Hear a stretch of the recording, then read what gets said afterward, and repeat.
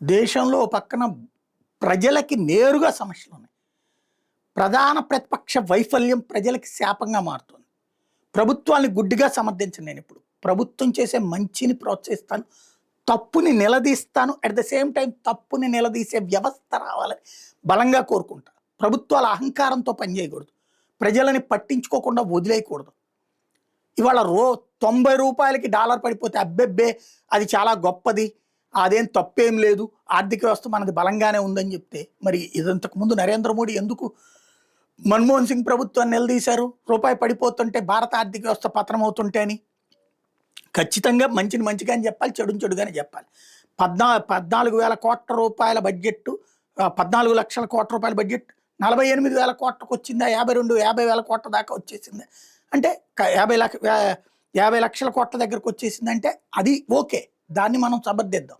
ఆ విషయంలో ఎదిగారు. బట్ రూపాయి పతనం అన్నటువంటిది ఈ దేశానికి వచ్చే డబ్బులు సంతోషం, ఈ దేశాల నుండి వస్తే డాలర్లో రూపాయి భారీగా పెరుగుతుంది. అదే సందర్భంలో మన దేశం నుండి ఇతర దేశాలకు వెళ్ళేటటువంటి సందర్భం నష్టపోయేటటువంటి పరిస్థితి ఉంటుంది.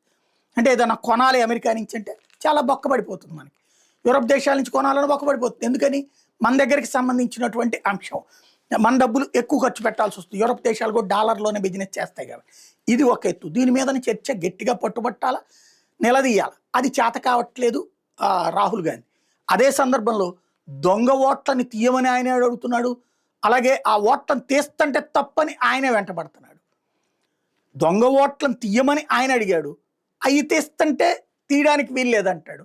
పైగా పార్లమెంట్లో చర్చ అంటాడు. పార్లమెంట్ ఓ పక్కన ధరల పెరుగుదల మీద చర్చించవచ్చు, ఉద్యోగులకు సంబంధించిన సమస్యల మీద చర్చించవచ్చు, న్యాయ వ్యవస్థ క్రియాశీలత లేకపోతే న్యాయ వ్యవస్థ మీద దాడి మీద చర్చించవచ్చు. అది దాడా లేకపోతే లొంగిపోతుందా ఏంటన్నటువంటిది.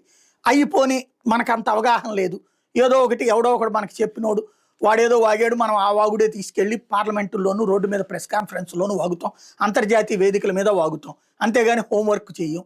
మన పార్టీకి సంబంధించినటువంటి మహానాయకులందరినీ తీసి పక్కన పెడతాం. ఎవడికి ప్రజలతో సంబంధం లేనటువంటి ఆ వేణుగోపాల్ రెడ్డిలను లేకపోతే జయరాం రమేష్ లాంటి పనికిమాల వాళ్ళని తీసుకొచ్చి వాళ్ళు ఎందుకు పనికి వస్తారో వాళ్ళకన్నా తెలుసో లేదో తెలియదు. మీనాక్షి నటరాజన్ ఎవరికి తెలుసు? జయరాం రమేష్ ఎవరికి తెలుసు? లేకపోతే వేణుగోపాల్ రెడ్డి ఎవరికి తెలుసు? వీళ్ళందరూ ఏంటి, వాళ్ళ వ్యక్తిగత స్వార్థం ఆ రాహుల్ గాంధీ దగ్గర మెప్పు పొందడం కోసం మాట్లాడడం తప్పించి చిదంబరం దగ్గర నుంచి, శశి థరూర్ దగ్గర నుంచి, పైలట్ల దగ్గర నుంచి అనేక మంది అద్భుతమైనటువంటి సబ్జెక్ట్ ఉన్న వాళ్ళందరినీ తొక్కిపడేస్తున్నారు.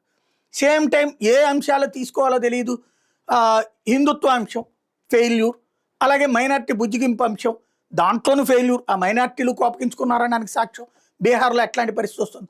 పోనీ పార్టీని సంస్థాగతంగా ఏమన్నా ఎదిగేలా చేసుకుంటున్నారంటే ఎక్కడికక్కడ నాశనం. కాస్తో కోస్తో క్రియాశీలంగా పనిచేసే రేవంత్ రెడ్డి లాంటోడు వాళ్ళ రాష్ట్రంలో బాగు చేసుకుంటున్నాడు. నాయకుడు బలంగా ఉంటే అక్కడ బాగుంటుంది. నాయకులు బలమైన నాయకుల్ని ఉండనీయరు, తొక్కి పడేస్తుంటారు. పైగా అన్నా చెల్లె అన్నటువంటి పోరాటం అక్కడ వచ్చింది. అవినీతికి సంబంధించిన దాంట్లో అడ్డదిడ్డంగా సమర్థించుకుంటారు.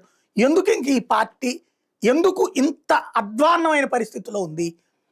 అవగాహన రాహిత్యం, ఏది అమూల్ బేబీల్ లాంటి అన్నా చెల్లెళ్ల చేతిలో నాశనం అవుతుంది పార్టీ. కాంగ్రెస్ పార్టీ బాగుండాలని కోరుకుంటాను. ఎందుకంటే బలమైన ప్రతిపక్షం ఉండాలి.